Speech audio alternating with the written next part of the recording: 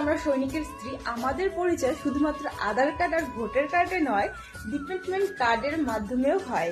Of course আমরা সৈনিকের স্ত্রী, আমাদের মলে শপিং করার সাথে সাথে ক্যান্টিনেও শপিং করতে অনেক মজা লাগে।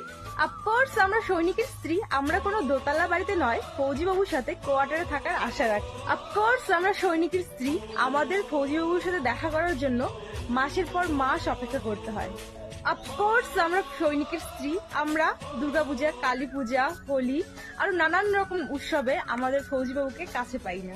অফকোর্স আমরা সৈনিকের স্ত্রী, একটা ফোন কলের জন্য ঘন্টার পর ঘন্টা ফোনের সামনে বসে থাকি। অফকোর্স আমরা সৈনিকের স্ত্রী, আর ফৌজি কোয়ার্টারে যাওয়ার জন্য আমরা মাসের পর মাস, বছরের পর বছর অপেক্ষা করি, আর জানি না আমার ভাগ্যে সেটা কবে আছে।